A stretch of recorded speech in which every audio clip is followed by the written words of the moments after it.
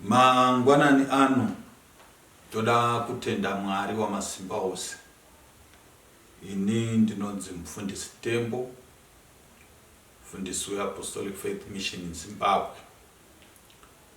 Toda kutenda Mwari watisanganisa tikwanise kugoverana shoko ra Mwari pamazuva edu atiri kurarama, mazuva atakasvikirwa nechirwere chakatekeshera pasi rose. Ndoda kukurudziravo hama dzangu muZimbabwe muno kuti ngati chengetedzei zvose zviri kutaurwa, tizviteedzere, tirege kupa Satani mukana wokubata pakati pedu. Chirwere chekorona chiriko uye chiri kubata vanhu, chinobata maKristu, chinobata vasiri maKristu, chinobata vakadzidza, chinobata vasina kudzidza, chinobata vakangwara nevasina kungwara. Chirwere ichi zviro kwazvo chiriko. Saka ndati ndiwanewo miniti randingangokurudzirawo hama dzangu, ngatiteedzerei zvatiri kuudzwa kuti tiite, tizvichengetedze upenyu hwedu uye tizvichengetedze upenyu hwedu. Tirege kungorarama nje tichingoti tinongorarama uye hakuna wakafitwa nacho, hachiuyi chakapfeka nyanga kana kuti chakapfeka fesi yaSatani. Chinouya nomunhu wausingafungiri, ungokaruka wava nacho. Saka zviri kutaurwa hazvisi kuda kutikanganisa isu kana kutiomesera, zviri kuita kuti tichengetwe utano. Ndati ndikurudzirawo mashoko aya kuhama dzangu dzose dziri muno munyika yedu yeZimbabwe. Ndoda kutenda Mwari. Regai ndidzokere kushoko raMwari randakumbirwa kuti nditaure pamusoro paro zuva ranhasi. Nyaya yandoda kutaura pamusoro payo ndingaipa musoro weshoko unoti Mwari uyu watinonamata ane munamatirwo wake. Mwari uyu watinonamata ane munamatirwo wake. Ndaisa inzwi rokuti uyu ndiri kureva kuna Mwari watakatenda, Jehovha Mwari mupenyu. Vashona vanomuti Yawe, isusu vazhinji tinongomudana tichiti Jehovha. Mwari waishe wedu Jesu Kristu, iyeyu une mwanakomana wake mumwe chete woga, wakasiya kubwinya, wakasiya kurumbidzwa, wakasiya zvose kuti ave munhu kuvanhu, kuti afanane nesu, kuti agotakura mitoro yedu achienda pamuchinjikwa. Wakafa, wakamuka, agere kurudyi rwaMwari wamasimba ose. Ndiye Mwari iyeyu watiri kutaura pamusoro pake. Ndiye simba redu noutiziro hwedu. Zita rake ngarikudzwe. Zita rake ndi Jehovha. Saka ndoda kuti ndiverenge inzwi raMwari kubva kubhuku yamabasa avapostora. Ndo yandiri kuda kutanga nayo pavhesi ya 10. Inoti, muzive imi mose navanhu vose vaIsraeri kuti nezita raJesu Kristu weNazareta wamakarovera pamuchinjikwa, iye wakamutswa naMwari kuvakafa, nezita iri munhu uyu amire pano pamberi penyu apora. Ndiye ibwe rakazvidzwa nemi vavaki, rikaitwa musoro wekona, nokuti hakuna kuponeswa kuno mumwe nokuti hakuna rimwe zita pasi pedenga rakapiwa pakati pavanhu ratingasunungurwa naro. Vesi ya 12.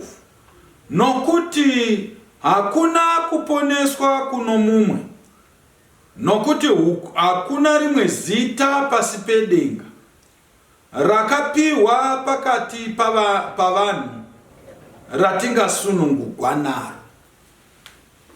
Mwari uyu watinonamata ane munamatigo wake.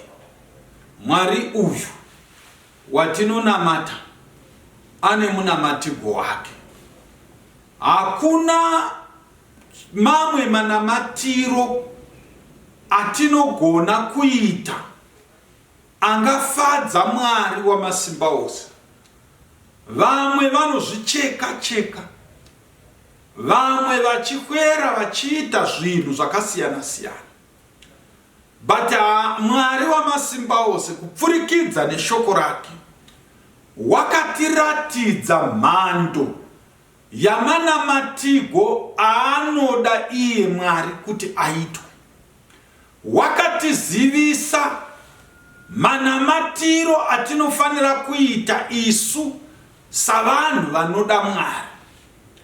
Vanhu vazhinji vakagadzira nzira dzavakamisikidza ivo, vakati kana tikanamata tichidai tinosvika kuna Mwari. Vanhu vakagadzira zvinhu zvakasiyana siyana, vakamisikidza zvinhu zvakasiyana siyana, vakagadzira nzira dzakasiyana siyana, but hakuna imwe nzira inogona kutungamirira vanhu kusvika pachigaro chenyasha kunze kwezita raJesu Kristu weNazareta, wakarambwa navaIsraeri, vakamurovera pamuchinjikwa, vakamuisa paKarivhari. Iye akafa rufu runoshowa, rufu runozvidzwa, rufu rusingatarisibvi kuti munhu wamambo afe mafiro iwawo, rufu rwakashowa. Wakatora zvakaipa zvangu zvose, wakatora zvakaipa zvako zvose, wakatora madzudzo namatambudziko ako ose, ndokubva aenda nawo pamuchinjikwa. Wakarovegwa kuti tiwane mafambiro okusvika pachigaro chenyasha. Nhasi mangwanani ano ndinokurudzira iwe hama yangu, ndinokurudzira iwe mudikani, kuti hakuna imwe nzira yaungagona nayo kusvika pachigaro chaMwari mupenyu Wamasimba Ose. Kuna vanhu vakamisikidza nzira. Vamwe vakati kana tichida kuona Mwari, kumira nomuapostora. Imbofunga kuti apostol kana prophet vauri kutenda kuti ndiye anosvitsa vanhu kuna Mwari pazuva ranhasi. Kana shoko raMwari rikamudana akafa nhasi, imbofunga machechi ose ane mukurumbira nahama akaita sei, ane mazita ane mukurumbira navanhu ane mukurumbira. Nhasi Mwari vakati munhu iyeye ndamudaidza nokuti hakuna unogara panyika pano nokusina ukoni. Mumwe nomumwe akaberekwa nomukadzi ane mazuva mashoma akatarirwa panyika, kusanganisira nesu vafundisi, kusanganisira namabhishopi, kusanganisira namapapa, kusanganisira namaapostoli namaprofeti namachibhishopi nanapopu. Vese vane mazuva atakatarirwa panyika yevapenyu ekuti tinobva panyika. Imbofunga kuti kana nguva yakadaro ikasvikira, waunoti iwewe ndiye anosvitsa pana Mwari, unozoona ndinoona kupararira kwavanhu, ndinoona kupererwa kwavazhinji, ndinoona kurasika kwavanhu vakawanda, vachishaya kuziva kuti vobata papi. Asi ndauya neshoko randinoda kuti ndikuzivisei hama dzangu. Hakuna rimwe zita, hakuna imwe nzira kunze kwenzira yaJesu Kristu weNazareta. Ani nani anengatenda kuna Kristu wa Mwari? Ani nani anengazvipira kuna Kristu wa Mwari? Ani nani anoisa tariro yake muna Kristu wa Mwari? Ani nani anomira na Kristu wa Mwari? Ani nani anogara patsoka dza Kristu wa Mwari? Iyeye anowana nzira yokuenda kudenga. Anowana nzira yokunamata Mwari zvinonzwikwa na Mwari. Nokuti Mwari ane nzira yake yamanamatirwo ake. Ropa raJesu Kristu kana rikatifukidza iro, ndorinotipa right nekodzero yokusvika pachigaro chaMwari. Ndorinotipa nyasha dzokusvika pachigaro chokumusoro-soro. Mangwanani ano ndinokurudzira hama dzangu, mangwanani ano ndinokukoka hama dzangu, danai Jesu Kristu, daidzai Jesu Kristu weNazareta, daidzai mambo wamadzimambo. Ngaapinde mukati muupenyu hwako. Nzira dzakamiswa navanhu mazuva ano dzakawandisa. Vamwe vanotenda kuzvinhu zvisina maturo, vachilipa nemayunifomu, vachilipa kuti ndapfeka bhanire, vamwe voti ndapfeka bhande, vamwe voti ndagamuchira zvandagamuchidzwa, vamwe voti ndamira ndiri pedo nemunhu waMwari. Ndoda kutaurirai hama dzangu, Jesu Kristu weNazareta ndiyo nzira chete. Hakuna imwe nzira, hakuna chimwezve chinhu chinogona kuti vanhu vanamate vachidaidza chinonzwikwa naMwari. Vadikani ngatidanei zita raJesu Kristu. Vadikani ngatidanei zita raMwari mupenyu. Ngatitsvakei Mwari wakatendeka.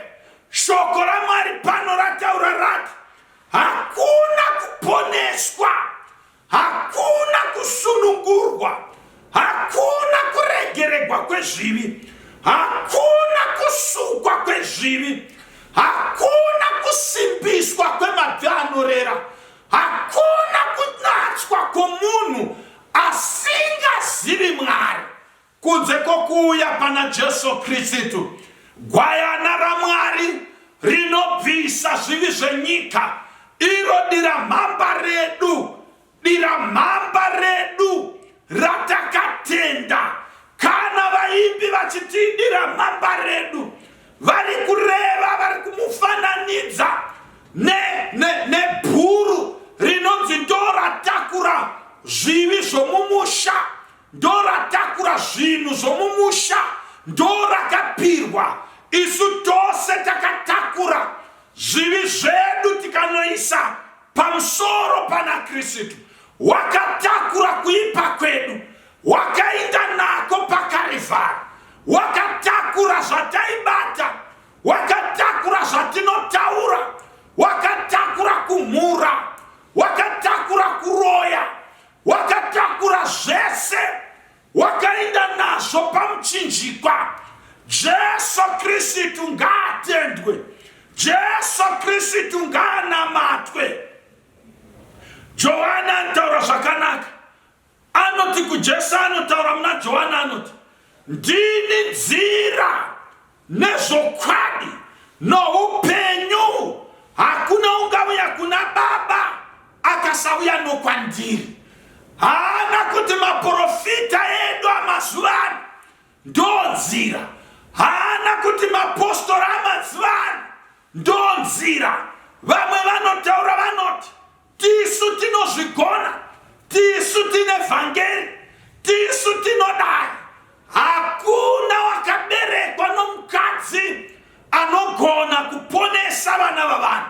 Hakuna wakaberekwa nomukadzi anogona kusunungura vanhu.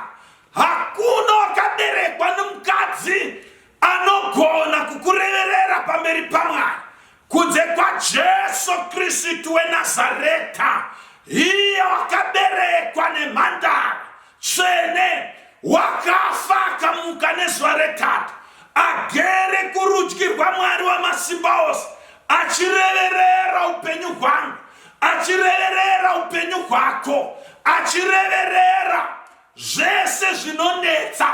Vamwe ndakaona vakuita zvokutsipika kuti uya kuno tikupe mvura, kana tikakupa mvura chikwambo ichi chinokuita mudzimai usiku hachizouya. Watsipika, wafanana nomunhu atsipika ngozi, afushira ngozi. Ngozi haitsipikwe, ngozi inoripwa, kuripa futi kuitsipika. But ndiri kutaura kuti Jesu Kristu kana auya mukati muupenyu hwako, hakuna chikwambo chinotora simba, hakuna chikwambo chinobata mukati muupenyu hwavanhu, hakuna mazhose, hakuna midzimu, hakuna mashari anobata ushe mukati muupenyu hwako. Jesu Kristu ndiye anoramba achitonga. Haadyidzani Kristu waMwari, haadyidzani Kristu waMwari nechikwambo. Havasheyi tambanekoro vese vari vaviri kuti chikwambo pasaidi. Masikati uri muKristu unotaura nedini, manheru uri mukadzi wechikwambo. Masikati uri muKristu anoipa zvinoburutsa denga, manheru uri unovata uchidzingirirwa nemweya yesvina, manheru unotakurwa nevaroyi, manheru unoita izvo. Jesu Kristu weNazareta kana ava mukati muupenyu hwako, zvinhu zvose hazvina simba. Ndoda kutaura mangwanani ano, kana tichinamata vadikani, tinonamata kuna Mwari mupenyu, uye wakatipa Jesu Kristu, wakatipa simba rokumira, wakatipa simba rokurarama. Ndi Jesu Kristu zoshamisa, ndiye gwayana raMwari, ndiye simba noutiziro hwedu. Hakuchina umwezve watingadana, hakuchinazve rimwe simba ratingavimba naro. Hativimbi nemari dzatinadzo, hativimbi nebeauty yatinayo, hativimbi nezvinhu zvakatikomberedza. Vamwe vanovimba neteve, vamwe vanovimba namazango, vamwe vanovimba nezvinhu, nenyanga dzavainadzo, vamwe vanovimba nemabhatani vachisungirira pavana, vamwe vachiisa nyengeredzi pavana, vamwe vachigezera nedhubha vana. Ndoda kutaura kuti kuna Jesu Kristu weNazareta, kana wawana Jesu Kristu, wava kugona kunamata. Haugoni kunamata usina Jesu Kristu mukati muupenyu hwako. Jesu ndiye simba rako, Jesu ndiye nhoo yako, Jesu ndiye murwiri. Kana ukadana Jesu, haiginowi Jesu Kristu. Akadaidzwa navana vaSkefa, vakamudzwa, akauya akava pakati pavo, akaita zvaakanga adanigwa. Madhimoni ndio vakazoona kuti ava vanhu vadanava havana Kristu. Zvino mangwanani ano ndoda kukugombedzera hama yangu, dana Jesu Kristu, ngauye mukati muupenyu hwako. Hakuiginowi Jesu situation yako yawakatarirana nayo. Hauna mari izvozvo kutaura kuno, umwe hatorina mari yerent, wakachengetwa ipapo pamba pauri kugara, nokuda kuti hausati wagona kubhadhara. Uri kungovanda nekuti kune lockdown, hausi kuda kubva pamba ipapo uchiti kune lockdown. Ndoda kuudza kuti nhasi daidza Jesu Kristu, umuudze dambudziko rako, umuudze nyaya yako. Jesu anopindura. Umwe akarara panhoo ari kugomera. Ndoda kutaurira dana Jesu, mudaidze mangwanani ano, ngauye mukati muupenyu hwako, ngauye amire pedyo newe, ngauye ataure newe, ngauye akudzidzise, nokuti hakuna rimwe zita rinodarika zita ra Jesu Kristu weNazareta. Ndiyo nzira, Jesu ndiyo nzira yokuenda nayo kuna Baba. Jesu ndiyo nzira yokunamata nayo. Manzwi akawanda ari kudaidzira, zvinhu zvakawanda zviri kudaidzira, nzira dzakawanda dziri kudaidzigwa, but tine nzira imwe chete yokunamata nayo. Mwari uyu watinonamata ane munamatiko wake. Mwari uyu watinonamata ane munamatiko wake. Watinoti kana tonamata, tinonamata tichidana iyi. Ukaverenga zvakanaka nenyaya yenzira imwe chete iyo, iriko nzira, vanhu havachazivi nzira. Nzira iriko. Unonzwa pashoko raMwari kubhuku ramabasa avapostori rinotaura pachapter 22 pavhesi ya 4. Pauro unoti ndakashungurudza vanhu venzira iyi, kureva kuti kune nzira vadikana, but nzira yedu yakarashika. Vanhu hatichazivi nzira yekunamata nayo Mwari. Vanhu hatichazivi nzira. Vabereki vedu havana kutiudza nzira. Kana vakatiudza nzira, takarasa nzira chaiyo chaiyo. Takarasa nzira yamanamatigo aMwari uyu. Tava kudzingirirana nezvinhu zvakasiyana siyana. Takarasha nzira yaMwari mupenyu. Rimwe gore ndakambotaura ndikati nyaya yokunamata Mwari yakafanana navanhu vanochera zvipuka kana kuti uchi hunowanikwa pasi pevhu, hunogara pasi pevhu. Vanoziva vanoziva kuti hunonzi mbongorani kana kuti monga, hunogara pasi pevhu. Ikoko hakuchegwi navanhu vokungoti vanongoti tangowana piki uye taona mwena wembongorani padzinobuda votanga kuchera. Munofana kutsvaka waya yamunopinza mumwena uyu.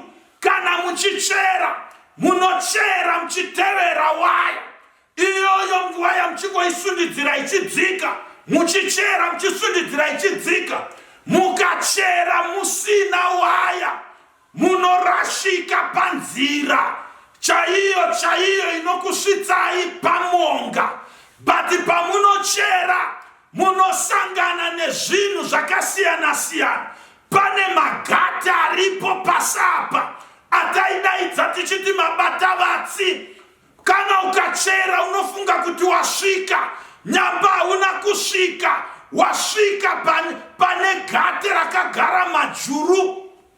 Iroro gate iroro harina uchi, asi ndere majuru. But ukatevera waya unonosvika pane uchi. Ndo zvakaita the kingdom of God. Haionekwi manga manga, inoda mweya mutsvene waMwari. Ndiye anokutungamirira.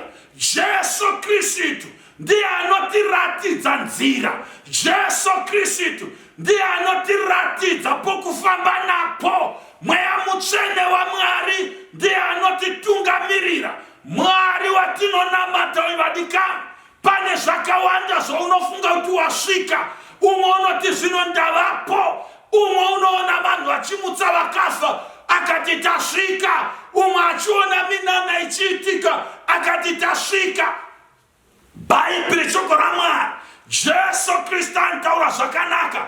Anoti bvai imi maita mabasa aya, endai munoite kwamaitira mabasa enyu. Woti taidzinga madhimoni nezita renyu, taiita izvi nezita renyu. Oti handikuzivei. Vadikamwi, ngatitendei kuna Jesu. Ngativimbei na Kristu waMwari. Ngatimirei pana Kristu. Ngatiraramirei Kristu. Ngatiitirei zvinhu zvose zvatinoita. Ngatiitirei Kristu waMwari. Ndiye simba, ndiye nhovo, ndiye kunaka, ndiye chikwanisiro choupenyu hwatinorarama. Hakuna rimwe zita vadikana, hakuna mamwe manamatiro atinganamata nawo. Mwari uyu watinonamata uno munamatiko wake.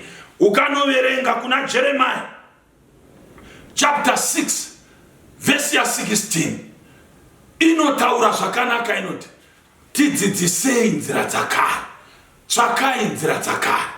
Nokudaro ndinoti Mwari wokudenga ngaakukomborerei, akuropafadzei muzita raJesu. Amen.